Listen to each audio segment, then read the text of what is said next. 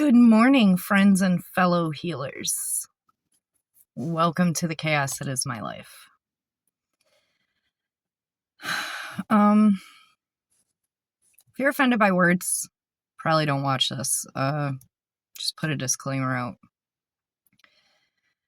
I'm going to make some notes on the last video because I kind of rushed through a lot of that and I didn't say a lot of the things that should have been said, I guess. First, the book I found under the cold air return on the furnace. I don't remember what we did with that book. I want to say we burned it, but I'm not entirely sure what happened to that, but I know that it did not come with me when I moved. When I found Alicia in the closet, she was locked inside. So it wasn't like, oh, she just unlocked it and got in. No, she was inside of a locked door on top of a tall dresser and no evidence that she had climbed up, open drawers or she was just sitting on top of it. And the door was locked outside of the closet. So she was locked in there. And the closet door was actually the first place I looked when I went in her room, and I didn't see her in there. I looked at the lock on the closet and it was still locked. So I didn't think to even go in there through the first time when I was looking for her. The dead cat that was in the vent is like, when you're in the closet, the vent section of the ceiling was down lower and it was just like the metal. There was no finished wall or anything like around it or anything like that. And where the cat was inside of the closet was almost directly above where the spot on the floor was that I couldn't fucking put anything in it. And I want to say that even though I have experiences with things that not everybody experiences, this was a unique experience for me. Now I know that I said I don't go like seeking it out with the living. I don't do that with the dead either. I don't go looking for it. If somebody happens to notice that I can notice them, because there's a period of time. Like, I've been to cemeteries, I've been to graveyards and stuff, and there's always a period of time that you have when they are trying to figure out if you can see them. And as soon as you kind of let them know that, yes, you see them, in places like that, you can get swarmed very easily, very quickly, because there's a lot of confusion in cemeteries, from my experience. So I don't seek it out. It is very draining. It's very taxing. I usually need a nap afterwards and a good meal. Definitely need some energy rebuilt after dealing with the dead, we'll say. After I left the apartment, Carrie's family, who was religious, moved in, and they attempted, I believe it was 3 ladies, older ladies in her family. It could have only been 2, but I'm pretty sure it was 3. But they attempted to fix what was wrong in that apartment. And if I recall correctly, I don't even think they finished their lease there. They left. And after that, they didn't rent that particular apartment out for a while afterwards. I don't know if it's being rented out now. It was in Azle, Texas. It could have been the Azle Road Apartments. That might have been the actual name. Part of the reason why I stayed out of the bedroom is because I didn't like the way that room felt. There was an energy in there that I didn't want to infect me, I guess. It didn't feel right. It felt like it could definitely alter your brain in the way that you thought about things and saw life. It felt like it was going to consume and leave negative, and I didn't like it. So that's why we never really used the bedroom.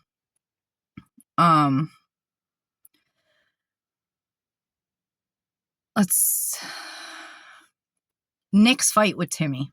I know I touched on it, but I didn't get too into it. Timmy and I started talking quite regularly, when he was doing the cable stuff and we were living at Old Man Ray's. And he and I kind of got close when Kim was doing all this back and forth shit with money, and me and Timmy sat down and we talked about shit, and I showed him proof, and I started telling him the tidbits of things that Kim was doing while the boys were at work. And he started having me give him information on what his mom was doing with his money and his bank accounts and all of that. And in return, because he knew the kind of monster Nick was, that's when Timmy opened up to me and confided to me about Nick molesting him and how Nick was as a person. Timmy really knew who Nick was, and he knew that Nick was pretty much going to eat me alive. And the agreement Timmy and I made was that he would help keep Nick from going off the deep end, and I would help him with his mother, because he was talking about taking her to court and suing her for all of the money that she had been taking out of his accounts. And I guess me and Timmy had each other's backs. We were the same age, and our birthdays were pretty close together, and it felt kind of like I had a brother again, and it was nice. It was, while it lasted, it was nice. I don't know who Timmy was to other people, but I know who he was to me. And bringing up the paranormal shit, I guess in a sense, was necessary, because Timmy has continued to help me even now. And there will be points in the story where it will come up, and I guess telling those parts of the story will be a little easier now that I've told people.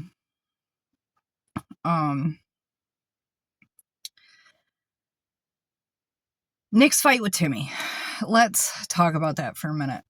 I don't remember what it was about, to be honest with you. It was probably something Nick was fucking doing and Timmy didn't agree with. And I want to say it had to have been around our birthdays. They were gone out of state doing another job, and Timmy came back early and he got busted in the face. And even Timmy didn't really know why Nick punched him in the face. They were giving each other shit, laughing, joking around. And Timmy probably made a comment that Nick didn't like, that probably had something to do with how he was treating me. And Timmy turned around and started walking to another part at the job site, and Nick come running up behind him and punched him in the face. Timmy wasn't even looking at him. He was walking away, and coward-ass Nick decided he was going to sucker punch him. Busted his cheek open. Timmy came back up, and Nick really never gave an explanation for that. He said, "Oh, I blacked out." And I noticed throughout the years that would be Nick's go-to excuse is I blacked out. I got so angry, I just don't remember what happened. Okay. Good cop out, bro.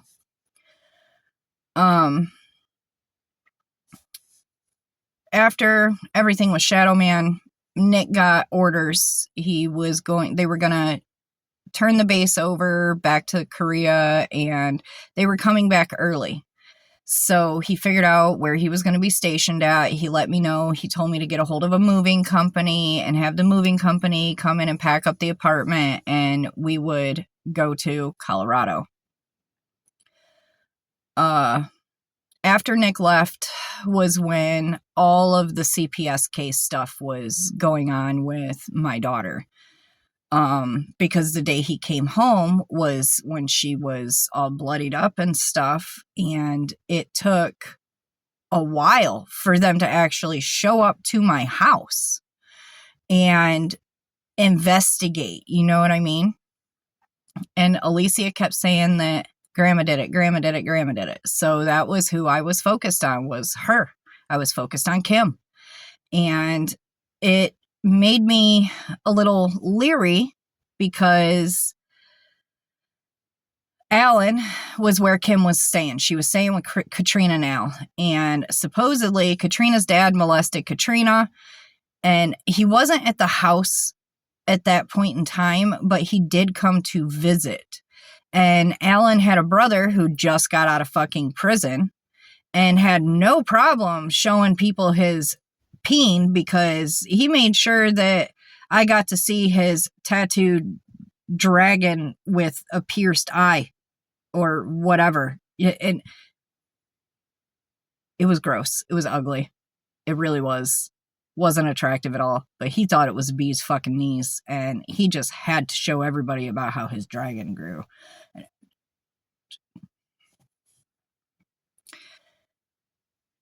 Oh,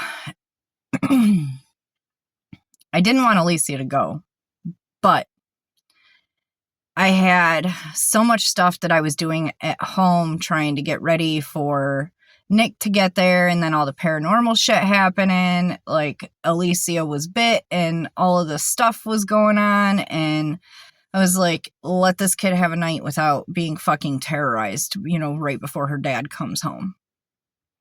So I guess young and dumb and not thinking, I let her fucking go over there. And after Nick changed her at the airport and brought her home, that was when I noticed. And then Carrie and I had taken her in and gotten her looked at and all that.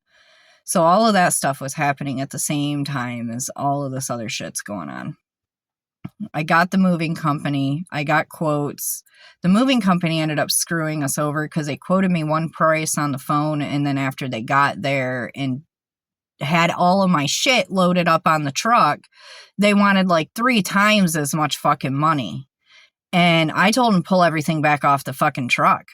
And they had some supervisor get on the phone with me and assure me that I would only be paying the original amount that we discussed, plus, extra boxes and, a couple other things here and there. Like, I didn't have a problem paying for that, but it was the pack everything up and move it that they were trying to overcharge us for.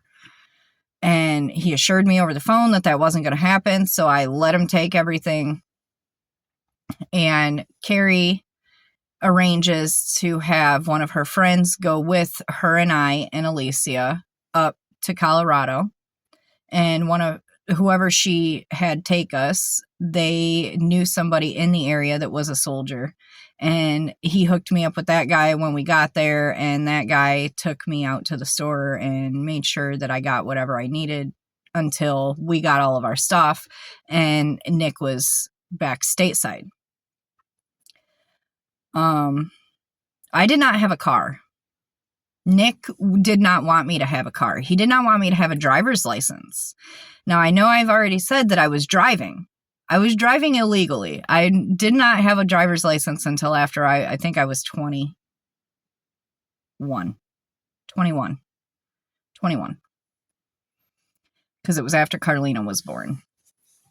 And when it took me getting into an accident, somebody rear-ended me. And I had to call him and be like, I'm going to go to fucking jail.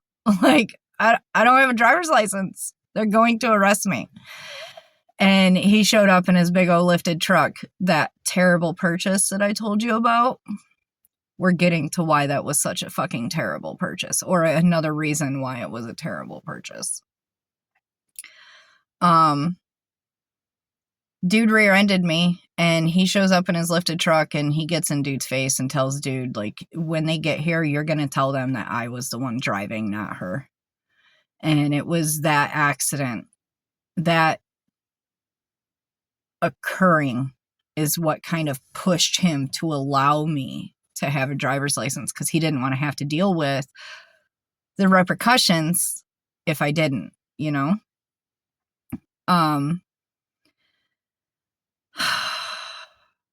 Before we left, though, I do want to say this, because it was after Nick went to Korea, but before we left the apartment.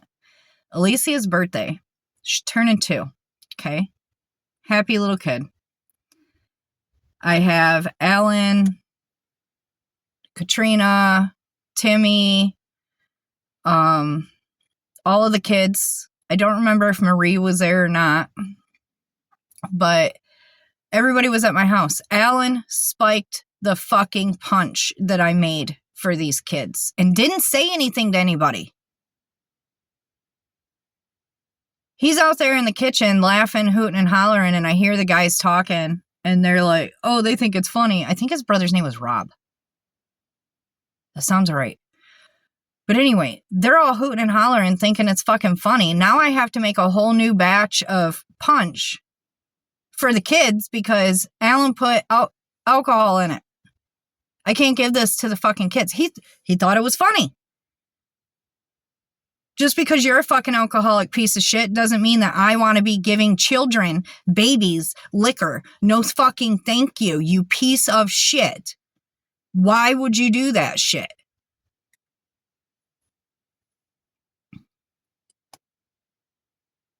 I ended up telling Alan and everybody they needed to fucking go.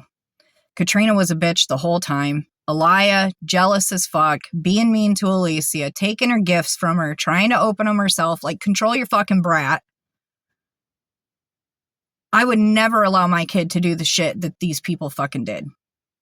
But, obviously, they're not right in the head either. Yeah. And for reference, Alan was living with Katrina when she was 14. In Kim's house. Might have even been younger. So, Kim's been just letting these kids do whatever. And apparently, apples don't fall far.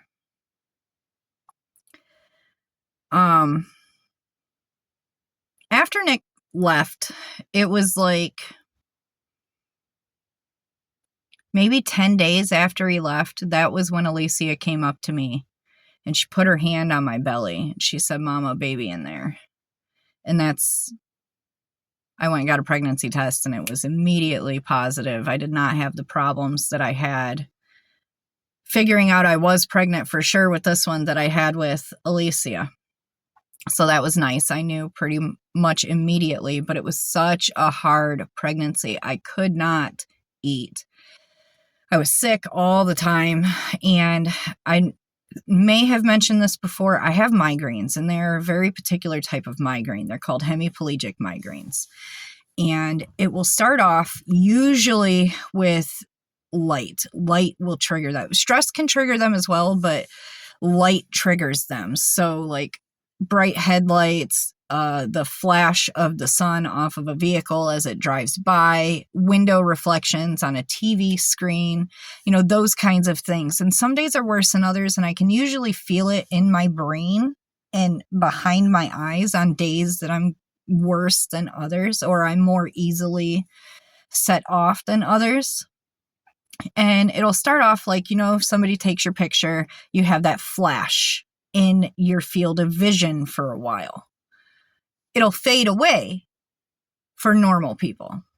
For people like me, that flash starts to go from a tiny speck to a big area, and it spreads across your vision, and the edges kind of kaleidoscope, and you'll have a blind spot inside of those edges, and you might get like the salt and pepper TV screen static looking kind of thing happening, and that, or it could just be grayed out or a blend and blur of the colors, but you can't focus on any one piece because wherever you try to look to focus, that spot moves with your vision. So it's very difficult to deal with.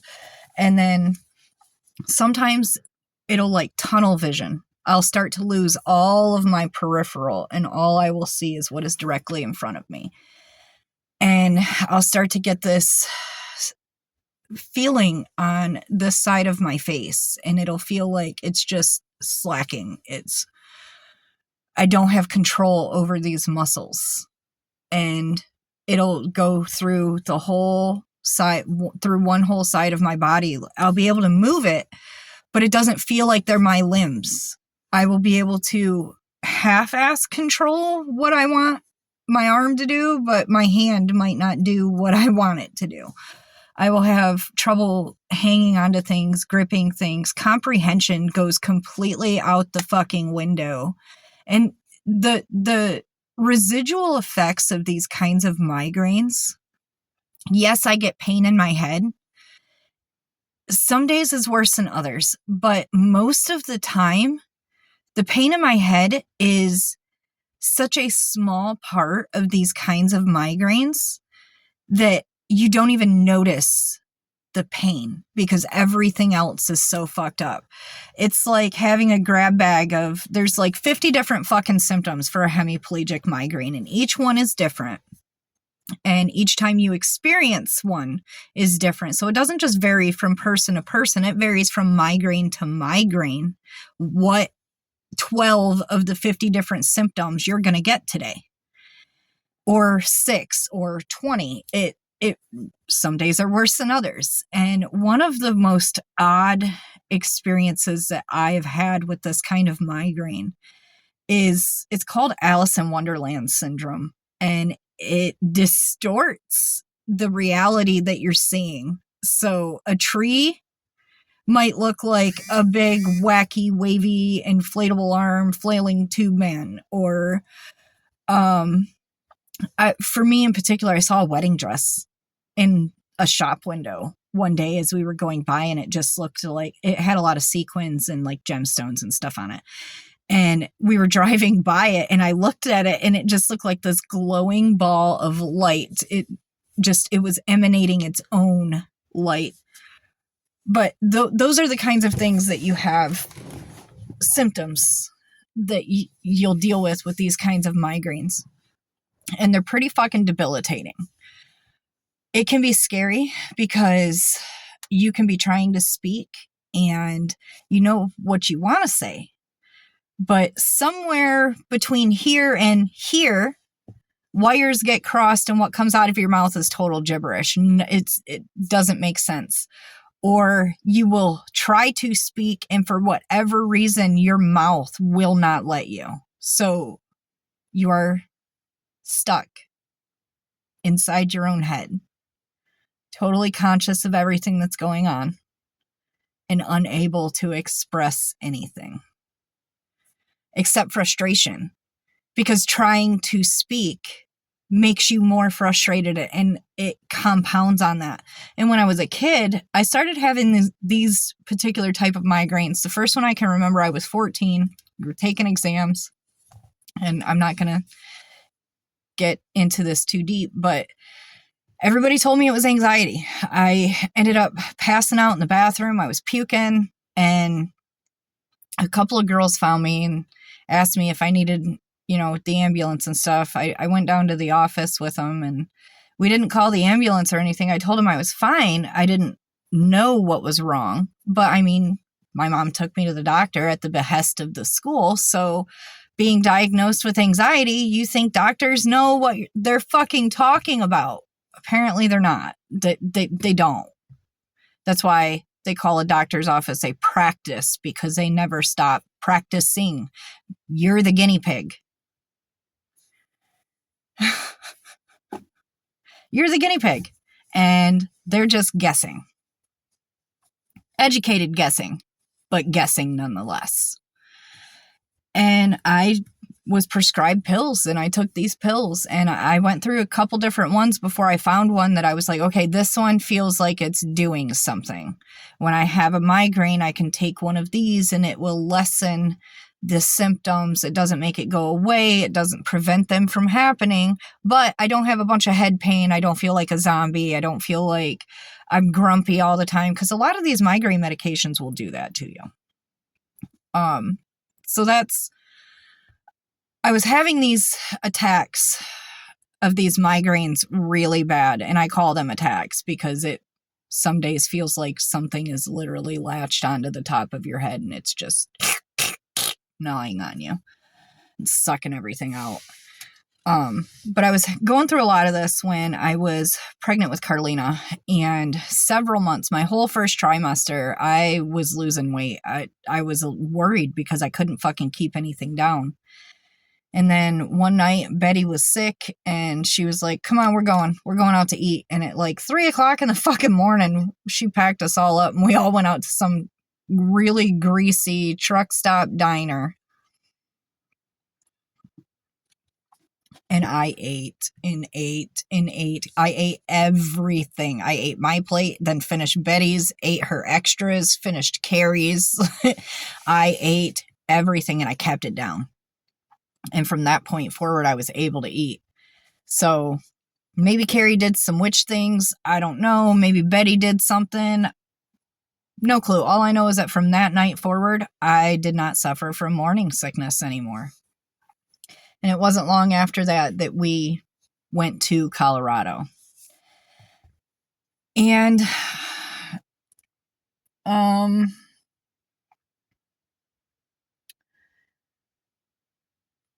guess I've already kind of went through all my notes for the last video. I didn't mean for this one to be like a full notation on the last one.